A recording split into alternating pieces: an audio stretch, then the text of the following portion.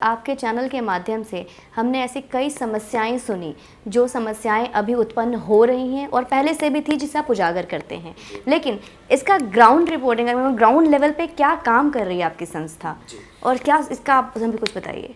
हाँ, ये सवाल बहुत अच्छा है आपका। सत्य सनातन का जैसा हमें फीडबैक मिला है तो लोगों के अंदर एक मानसिक तौर पे तो काफ़ी जागरूकता आई है, लेकिन ये था कि हम ज़मीन पर क्या काम कर सकते हैं। इस जागरूकता को और अच्छे तरीके से हमने फैलाना है, अन्य भाषाओं में, अन्य राज्यों में फैलाना है। तो हमारी एक टीम है जो हमारे साथ में है, टीम कर्मयोगी। इन्होंने ज़मीन के ऊपर काफ़ी काम किया है, काफ़ी लंबे टाइम से ये लोग लगे हुए हैं। अभी तक हमने उन लोगों के बीच में जाकर काम किया है जिनके साथ में हमारे पर्सनल रिलेशंस थे।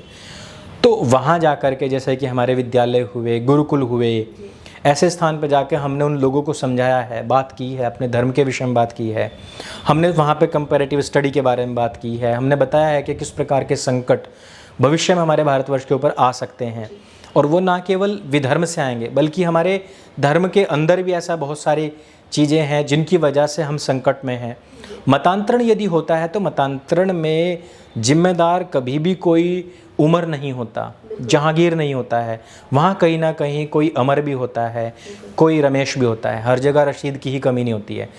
तो वहाँ जहाँ हम ये बात को जानते हैं कि भाई कसाई खाने क्यों खुल रहे हैं, क्योंकि हिंदू लोग गाय पालते हैं और वही बेचते हैं।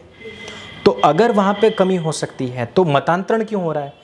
हमारे लोगों का मतांतरण इस वजह से भी हो रहा है क्योंकि हमारे लोगों के अंदर या तो जागरूकता नहीं है।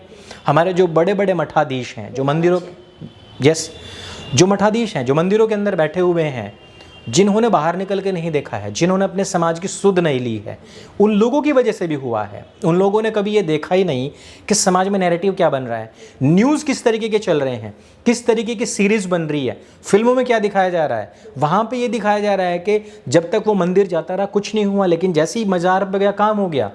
जैसे ही जब तक वो ओम जय जगदीश करता रहा उसका कोई काम नहीं हुआ, लेकिन जैसे ही उसने अल्लाह मौला करना शुरू कर दिया काम हो गया। हमारे तो खुद कथावाचक अल्लाह मौला करते हैं, हमारे खुद कथावाचक कह रहे हैं कि जब अजान हो तो उस टाइम पर आप अपना पाठ रोक दीजिए, अपनी कथाएं रोक दीजिए। ऐसी स्थिति में कौन बचाएगा?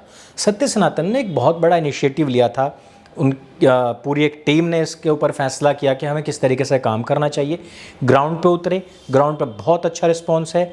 और मैं आपके माध्यम से भी सबसे कहना चाहूँगा कि जो लोग भी अपने क्षेत्रों में जुड़ना चाहते हैं वो जुड़ें। हमने अभी इसके लिए एक टेलीग्राम ग्रुप बनाया है, उसका मैं लिंक आपको दूंगा, आप इसको कहीं डिस्क्रिप्शन या पिन कमेंट में लगाना। वहाँ से लोग उसके ऊपर आएँ। हम चाहते हैं कि हम खुद उन लोगों के पास पहुँचेंगे, हम खुद उनके साथ में बैठेंगे और वहीं पर ये सारी चीज़ें होंगी, वहीं पर बातें होंगी, वहाँ पे उनके सवालों के जवाब भी हम देंगे। क्योंकि जब तक हम ज़मीन पे नहीं उतरेंगे, जब तक हम ग्राउंड पे आके लोगों से नहीं मिलेंगे, जब तक हम उनके लेवल पे आके बात नहीं करेंगे, उनकी स्थानीय समस्याओं को नहीं सुनेंगे, तब तक इन सभी समस्याओं का निस्तारण पूरी तरीके से होना बहुत मुश्किल है। तो क्लाउड और ग्राउंड इन दोनों जगह पे हम काम शुरू कर दे रहे हैं। और क्लाउड पे तो आप लोगों ने बहुत सहयोग किया है और हम यहाँ 12.5 लाख तक अभी पहुँचे हैं। अब ग्राउंड की बारी है, तो हम यहाँ पे भी इस चीज़ को हम शुरू करने वाले हैं, जहाँ से हम ट्रेनिंग प्रोग्राम्स शुरू करने वाले हैं, अवेयरनेस प्रोग्राम शुरू करने वाले हैं, और फिर एक होगा कि हम किस तरीके से लोगों की हेल्प कर सकते हैं। बहुत बहुत धन्यवाद आपका।